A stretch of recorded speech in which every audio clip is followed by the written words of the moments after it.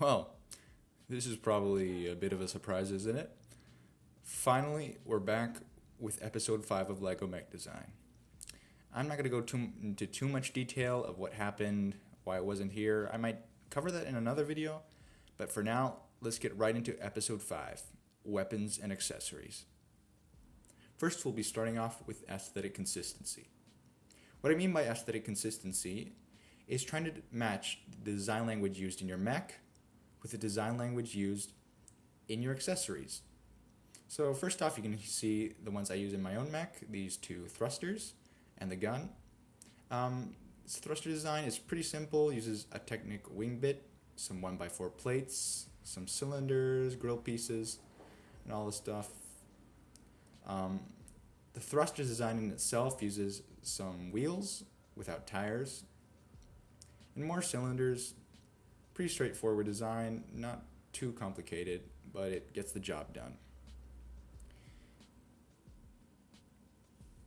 Now for the gun, pretty straightforward, lots of dark gray, but what really stands out is this red chunk, this asymmetrical red chunk that, well, it helps break it up, but I'll talk about that later.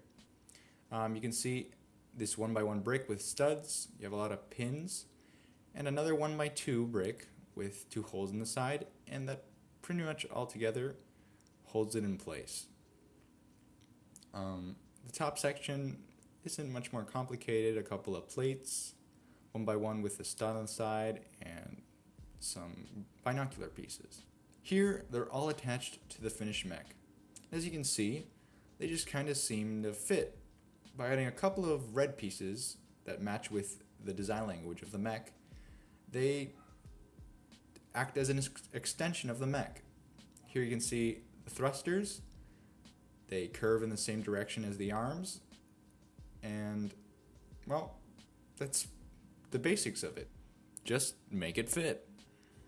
And just as an added detail, I made these thrusters flip up, just to make it a little bit more interesting.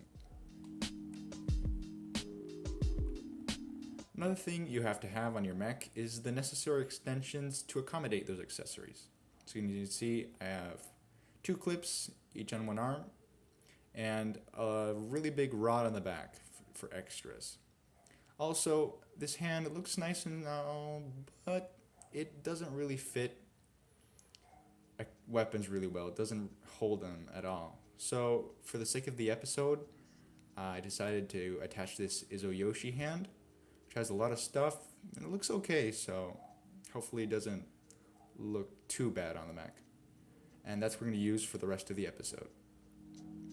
Now on to the accessories themselves. First off, a couple of bladed weapons, air quote. I see this design a lot of times in mechs, transformers, all types of stuff. Just not really good. It's not exactly Lego legal either. I've also seen some variations where they make it look like a lightsaber. It's not very strong and breaks easily. So I decided to make this sword design. You can see it has these ridges, look pretty cool. The design itself, it's a bit thick, but I really like how it looks. So you can see me taking it apart. It uses these 1x2 pieces with the 1 stud on top, and these long 1x8 plates. Uses lamp holders for the main hilt. Yes. Well, that kind of fits all together, and it makes a pretty cool looking sword. Here you can see I'm using the Izuyoshi hand to attach it. The Izuyoshi hand is like really practical for attaching stuff. You have holes and you have studs. So, yep, pretty cool. And if anyone wants to build this sword, I'll be leaving this exploded view of an image with all the little parts so that you can follow along and build it.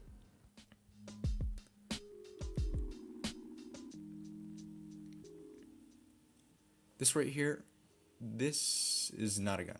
I mean, you could say it's a gun, but it's not a very good one.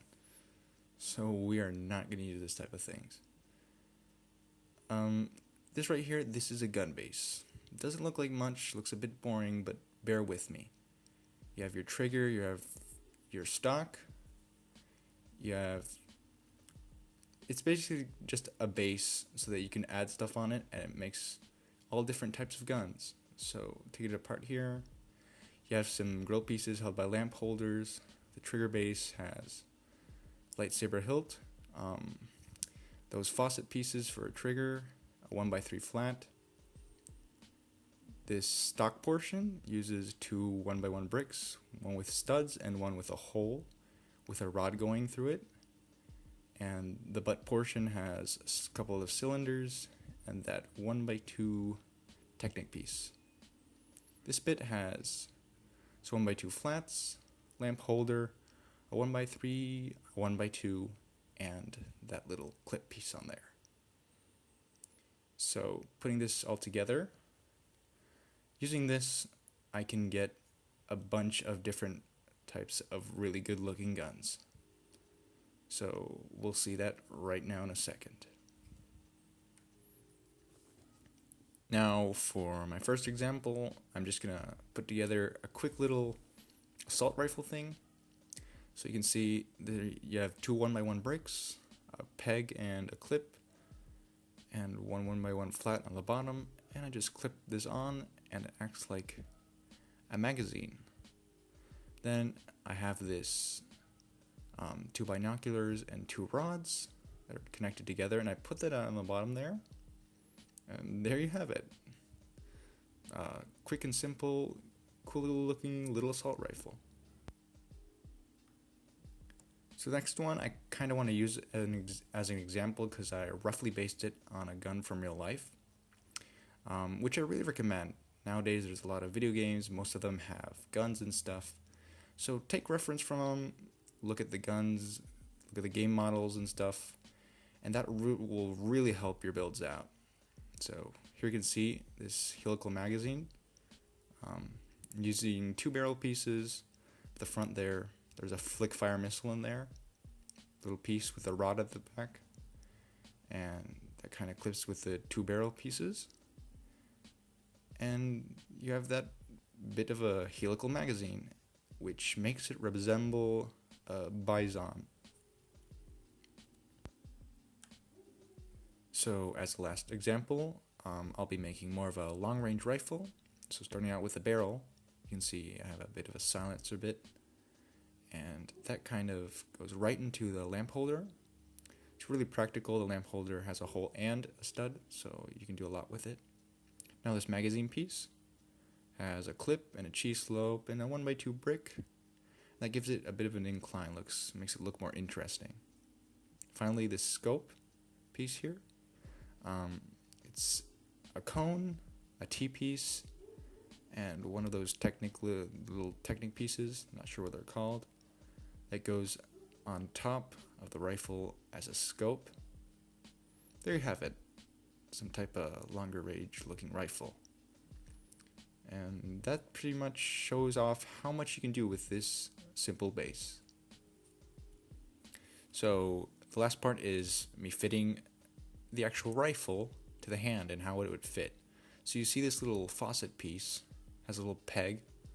I can actually move that out, and thanks to the Yoshi hand, it goes right into the lamp holder hole, and it holds it almost perfectly. It just looks really good. Strong hold, and it looks practical. The little faucet piece looks like a trigger, and well, that's pretty much it. And to finish it off, a cool little pose with the mech holding the rifle. And just like with a sword, there will be an exploded view of the rifle, or the base rifle, in the description below, so be sure to check that out. Well, that pretty much wraps it up for this episode. What I'd like to say is, don't copy every single design brick by brick. This series here, I made this to inspire. I mean, you can copy the designs and all that stuff, be all happy, but try to make something new out of it. Get creative, make your own designs, make videos and stuff, and then I'll be pretty happy, like, because that's why I made the series. So the next and probably last episode will be, because I'm pretty tired of seeing this mech all the time, I'm planning on building an entirely new mech from the ground up, and I'll be going through my process. I mean, like, recording it, and based on the points I tried to make in my mech design series, I'm going to be going through that and making like this quick tips video and just finishing it up, and we may make a contest after that. So stay tuned. Thanks.